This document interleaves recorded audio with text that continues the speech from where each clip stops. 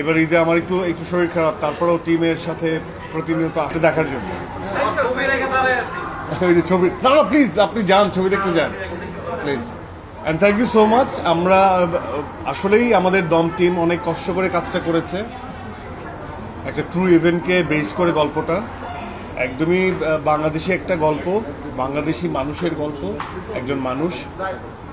তো আমার মনে হয় যে আপনারা বাংলাদেশি কন্টেন্টের সাথে থাকবেন, সিনেমার সাথে থাকবেন, দম টিমের সঙ্গে থাকবেন। আমরা খুব পরিশ্রম করেছি, আর দিনের শেষে মনটা ভরে যায় এই যে এরকম কিছু ভালো কথা শুনলে, ভালো বাসা পেলে। মানুষের চাহিদার শেষ নেই, মানুষের পাওয়ার কোনো শেষ নেই, বা ভালোর কোনো শেষ নেই। হ্যাঁ, তো আমাদের চেষ্টা থাকে ভালো করার। আমি জানি না, এটা আপনারা বলতে পারবেন যে আমি কি আসলে ছাপিয়ে যাচ্ছি কিনা, বা আমার কাজগুলো ছাপিয়ে যাচ্ছে কিনা।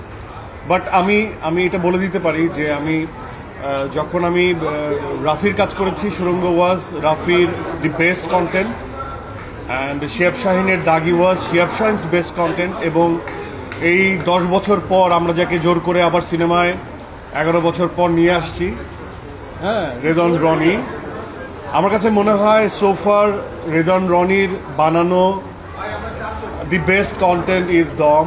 এটা আমি ক্রিটিক্যালিও যদি নিজে ক্রিটিক হিসেবে বলতে চাই, অ্যান্ড যদি মানে ভালোবাসার খাতিরেও বলতে চাই, both way this is the best film Redon রনির বানানো। অ্যান্ড আমি তো সবসময় ব্লেসড, সব যোগ্য মানুষ আমাকে বেছে নেয়, আমার কোনো কিছু করতেই হয় না। আমার টিম এত সুন্দর থাকে যে আমাকে কোনো কিছু করতে হয় না।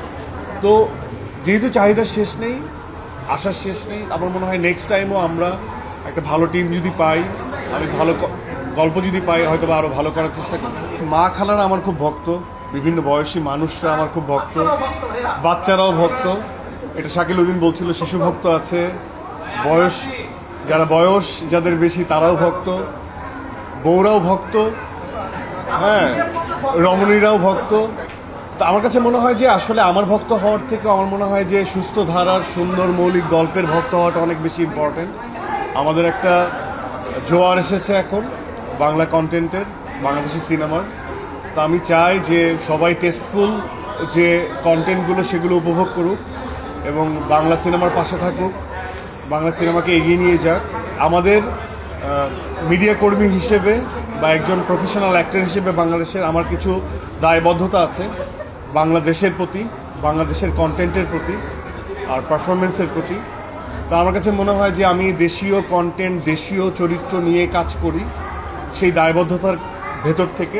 আমি তো চাই যে রানীর মতো সহধর্মিণী প্রত্যেকটা পুরুষ পাক, কারণ দিনের শেষে আমি কিন্তু এটা বলতে শুনি যে প্রত্যেকটা সাকসেসফুল মানুষের পেছনে, পুরুষের পেছনে তার সহধর্মিণী বা মা বা বউ বা মেয়ে, কোনো একটা নারীর হাত থাকে। তো আপনি দেখেছেন, বলেছেন, কিছুই না, আপনাকে অনেস্টি দেখাতে হবে, আপনাকে একজন ভালো মানুষ হতে হবে এবং বউয়ের প্রতি আস্থা রাখতে হবে, তাহলে আপনি রানীর মতো একজন বউ পাবেন ইনশাল্লাহ।